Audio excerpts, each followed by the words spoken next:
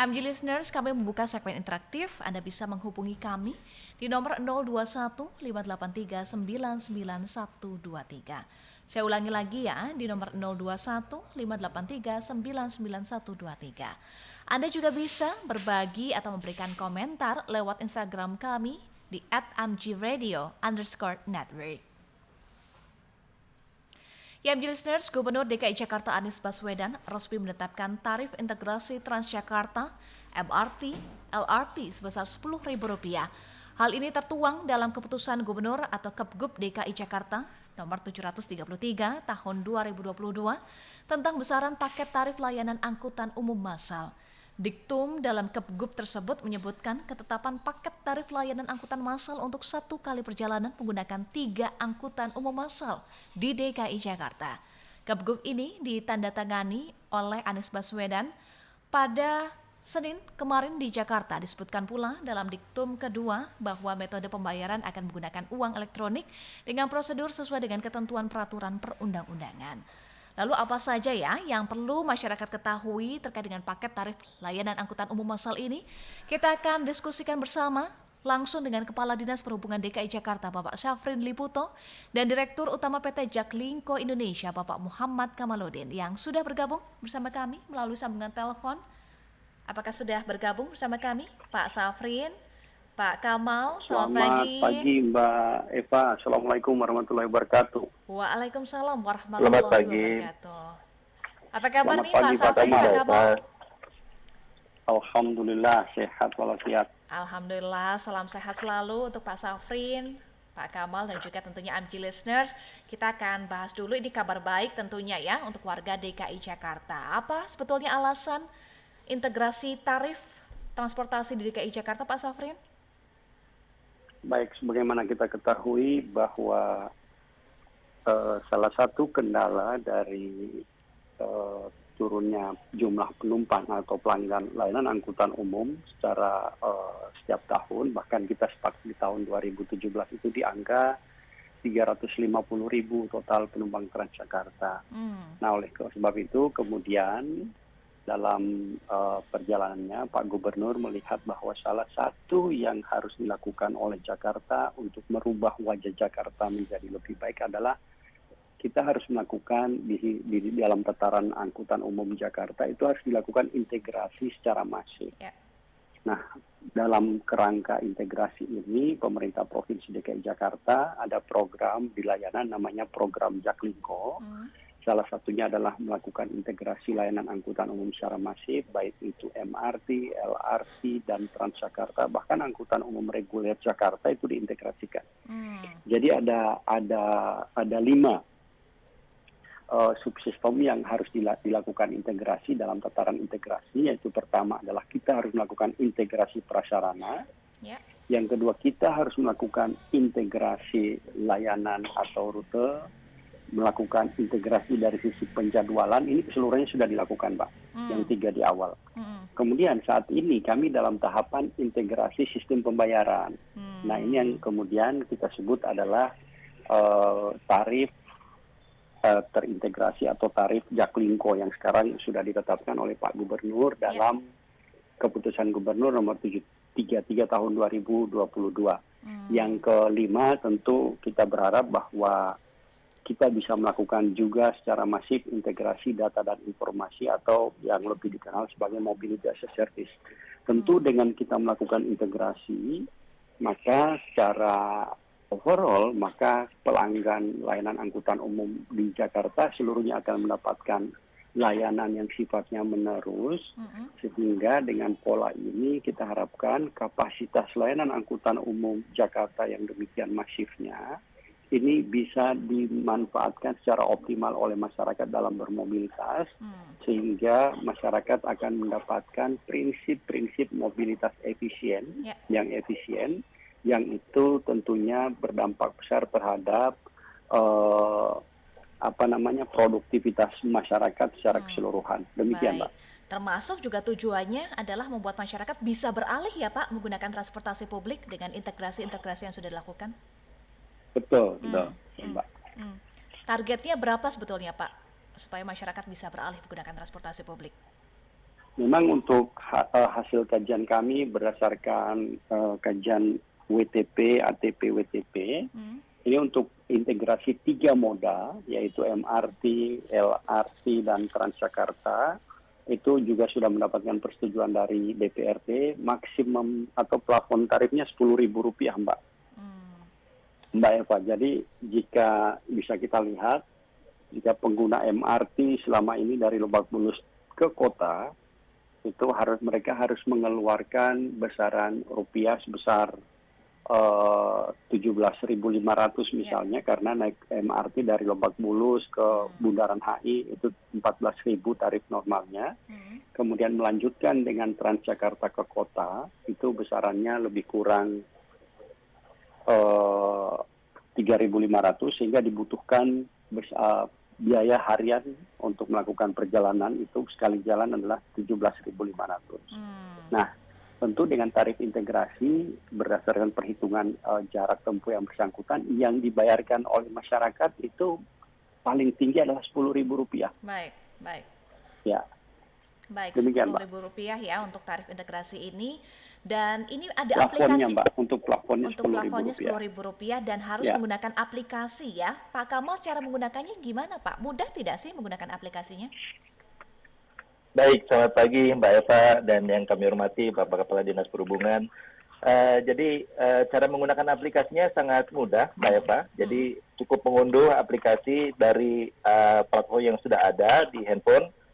Nama aplikasinya Jaklingko. Jadi tinggal diketik nama aplikasinya Jaklingko, kemudian nanti melakukan pendaftaran menggunakan nomor handphone. Kemudian akan ada one time password ya, dikirimkan melalui SMS. Setelah itu bisa langsung digunakan aplikasinya. Kemudian di aplikasi itu ketika akan melakukan perjalanan, tinggal masukkan ingin pergi kemana, tujuannya, dan aplikasi akan menghitung jumlah tarif yang perlu dibayarkan untuk 3 moda tadi, baik itu Transjakarta, MRT Jakarta, dan LRT Jakarta. Dan setelah dibayar, nanti tinggal ditunjukkan tiketnya, kode tiketnya dari handphone di gerbang yang ada, baik itu di Transjakarta maupun di MRT Jakarta dan LRT Jakarta. Jadi mudah sekali. Ya, apakah ini sudah disosialisasi kemudahan menggunakan aplikasi ini, Pak Safrin? Saat ini kami dalam tahap tataran sosialisasi, jadi sebagaimana kita ketahui setelah regulasi diterbitkan, maka sebelum implementasi pemerintah melakukan sosialisasi. Jadi saat ini kami tentu termasuk melalui diskusi dengan Mbak Eva di MG Radio ini juga menjadi bahan untuk kami melakukan sosialisasi. Sehingga ke depan pada saat tarif integrasi ini diresmikan oleh Pak Gubernur, secara keseluruhan masyarakat yang menggunakan layanan angkutan umum maupun yang belum itu mendapatkan informasi yang jelas. Jadi nanti kita lakukan sosialisasi secara masif dan memperhatikan ridership layanan angkutan umum saat ini cukup besar ya, Mbak. Jadi contohnya untuk MRT rata-rata penumpang hariannya sekarang sekitar 60.000. Kemudian untuk Transjakarta di kisaran 700.000, artinya keseluruhan masyarakat yang menggunakan layanan angkutan umum ini akan kami upayakan untuk mendapatkan informasi secara baik terkait dengan penerapan tarif integrasi, sehingga pada saat diimplementasikan kita tidak mendapatkan lagi komplain, ataupun memang jika ada tentu kita harap itu sangat minimal untuk kita memperbaiki kinerja layanan tarif integrasi ke depan. Demikian, Mbak Eva. Baik. Untuk tarif integrasi yang telah disesuaikan maksimal Rp10.000 jika menggunakan lebih dari 1 moda. Nah, bagaimana kalau hanya menggunakan 1 moda saja, Pak Kamal? Iya, jadi izin menjelaskan untuk penggunaan 1 moda masih menggunakan tarif yang saat ini. Jadi tarif moda tunggal ya. Contohnya apabila menggunakan Transjakarta tetap dikenakan 3.500. Kemudian apabila menggunakan LRT Jakarta tetap membayar 5.000. Kemudian apabila menggunakan MRT Jakarta tergantung jarak antar stasiunnya. Jadi ada yang 2.000 sampai maksimum 14.000 untuk dari ujung ke ujung, dari Lebak Bulus sampai dengan Bundaran HI. Jadi ini memang akan menjadi pembanding ya. Jadi Mbak Eva, Ya. penumpang yang menggabungkan 2 moda atau 3 moda antara Transjakarta, MRT Jakarta dan LRT Jakarta akan sangat mendapatkan manfaatnya Mbak Eva apabila menggabungkan moda tersebut karena bisa menghemat banyak sekali dibandingkan dengan tarif moda tunggalnya. Baik. Jadi kalau tadi Pak Safrin sudah menjelaskan contohnya untuk yang Lebak Bulus sampai dengan kota, contohnya lagi misalkan dari Ciledug sampai dengan Bundaran HI, kalau tarif normal itu 10.500 totalnya, dengan tarif integrasi cuma 6.750. Jadi ada penghematan 3.750. Ini besar sekali persentasenya dibandingkan dengan sebelumnya. Baik, jadi tarif integrasi membuat masyarakat bisa lebih hemat lagi ya, Pak Kamal dan juga Pak Safrin. Pak, ini Betul. tujuannya tadi disampaikan oleh Pak Safrin supaya memberikan pelayanan kepada masyarakat yang menggunakan transportasi publik, dan harapan besarnya tentu masyarakat bisa beralih ya menggunakan transportasi publik lebih banyak lagi dibandingkan menggunakan transportasi pribadi. Tetapi untuk memastikan bagaimana pelayanannya, sejauh ini seperti apa Pak Safrin? Baik, untuk pelayanan seluruh layanan angkutan umum massal yang berada di bawah pengelolaan BUMD Jakarta, tentu kami berdasarkan pada standar pelayanan minimum yang sudah ditetapkan oleh Pak Gubernur. Kemudian kami melakukan pengecekan terkait dengan standar pelayanan minimum pemenuhannya seperti apa. Nah, dalam kualitas layanan sampai saat ini berdasarkan penilaian kami dan juga ada surveyor independen yang melakukan penilaian ini, itu cukup baik ya. Jadi capaiannya hampir sempurna. Contohnya untuk MRT itu rata-rata di atas 98% untuk pemenuhan standar pelayanan minimum. Ya. Nah, sementara untuk implementasi tarif integrasi ini, tentu pengelolaannya nanti oleh PT Jaklingko Indonesia. Ini pun kita harapkan bahwa dengan memanfaatkan teknologi informasi yang demikian masif saat ini, maka masyarakat akan sangat dimudahkan dari sisi pergerakan. Karena kenapa Mbak? Sebelumnya pengguna Transjakarta begitu mereka akan beralih ke layanan MRT misalnya, mereka akan cukup direpotkan jika turun contohnya di beberapa stasiun yang nantinya akan kami terapkan seamless area, mereka jadi tidak perlu lagi untuk tap out, misalnya keluar dari stasiun MRT, harus tap out, kemudian masuk lagi ke stasiun, ke halte Transjakarta, tap in lagi, dan cukup dengan satu kali tap in dalam sistem MRT, kemudian begitu tap out di misalnya melakukan integrasi di stasiun seamless area di CSW, mereka melanjutkan dengan Transjakarta, cukup tap out-nya di halte Transjakarta pada saat mereka keluar. Artinya dengan upaya ini kita harapkan ada peningkatan pelayanan dan masyarakat juga akan menerima manfaatnya. Demikian. Iya, baik. Nah Pak Kamal, tadi kan Anda sampaikan ini menggunakan aplikasi ya Pak. Apakah tetap harus memiliki kartu untuk menggunakan transportasi yang terintegrasi ini? Jadi ini adalah moda pembayaran yang menjadi opsi ya, Mbak Eva ya. Ya. Untuk saat ini apabila menggunakan aplikasi, cukup menggunakan aplikasi saja. Kemudian yang menggunakan kartu, kami sedang siapkan untuk kartu bank untuk segera bisa digunakan juga dalam waktu dekat, Mbak Eva.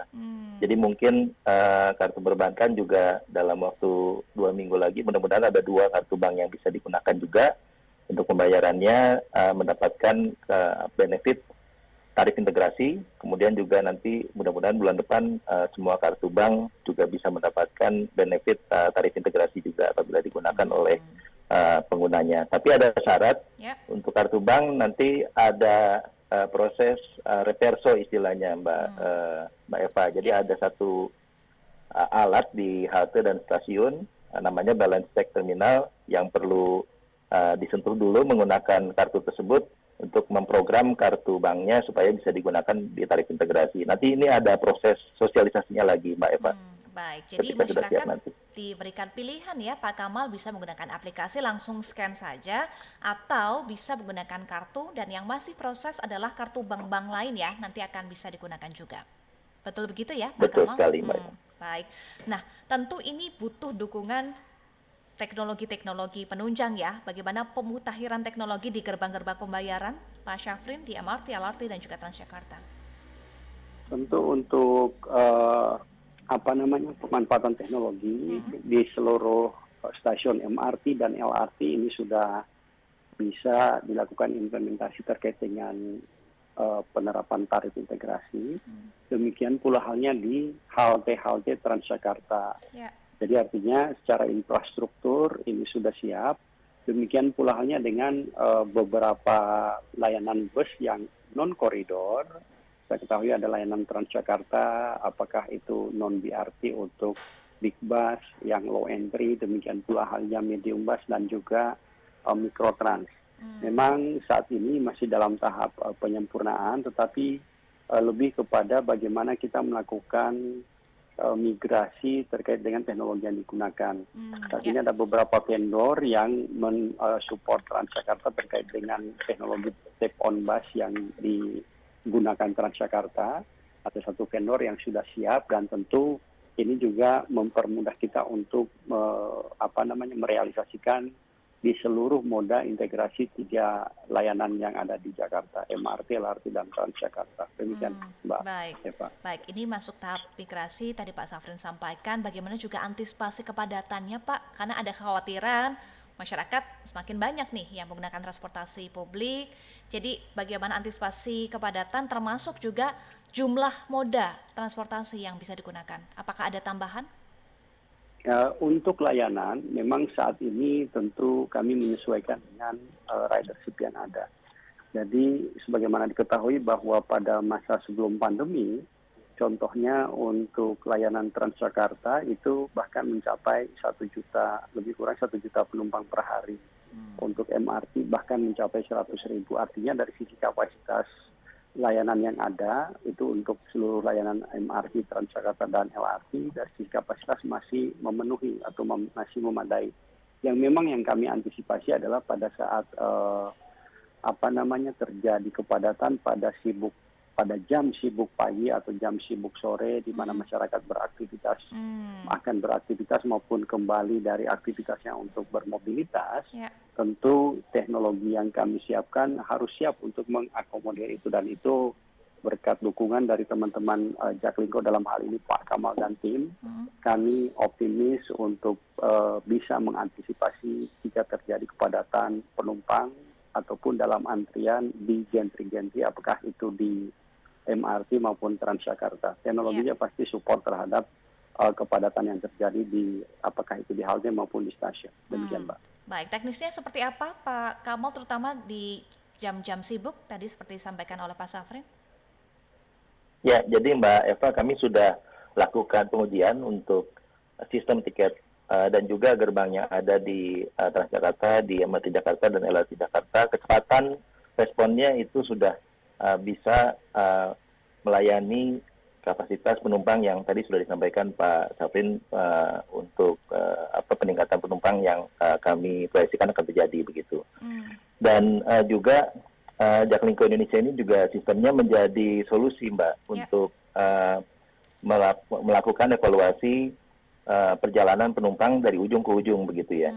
Ini yang sebelumnya belum pernah ada platform seperti ini, karena dengan adanya platform yang terintegrasi, datanya terintegrasi, kami siap melaporkan kepada Dinas Perhubungan, kepada Pak Syafrin, dan juga kepada para operator apabila misalkan terjadi peningkatan penumpang di salah satu rute yang nanti akan berdampak kepada moda operator lainnya begitu Mbak Eva. Itu akan bisa tampil di dashboard kami.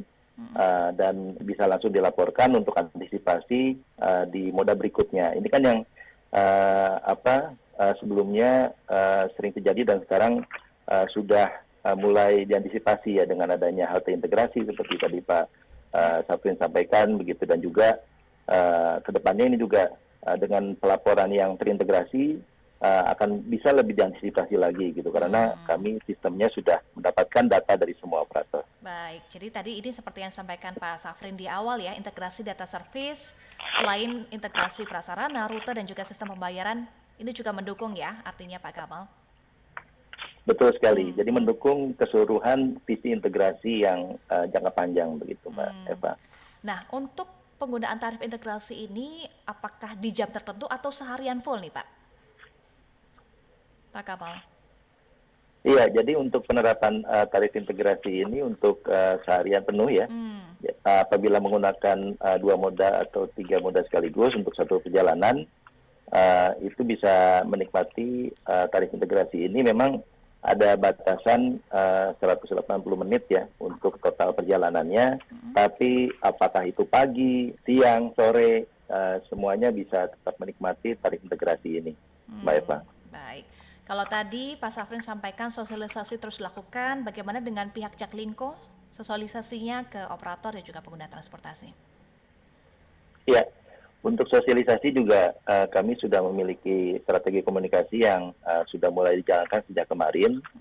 Kami menggunakan semua kanal yang ada, baik itu media sosial maupun media elektronik seperti NJ Radio ini, dan juga untuk out of home display ya, untuk billboard akan kami gunakan untuk sosialisasi, dan juga yang ada di operator, panel-panel yang ada itu akan kami gunakan untuk sosialisasi juga.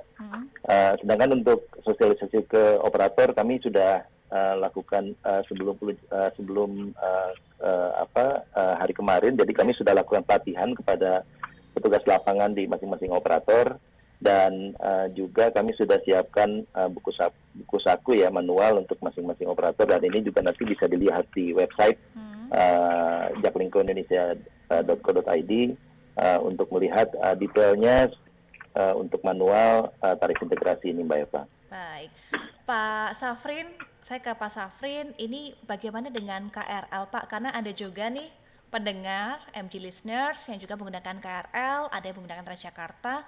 Apakah ini masuk dalam tarif integrasi atau masih tiga saja Pak, MRT, kemudian LRT dan juga Transjakarta? Memang secara grand design-nya, seluruh layanan angkutan umum massal yang ada ini akan diintegrasikan secara utuh.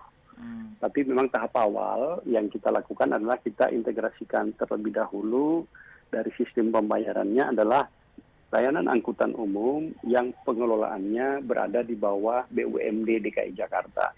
Jadi contohnya Transjakarta, MRT, dan LRT itu secara keseluruhan merupakan BUMD Jakarta.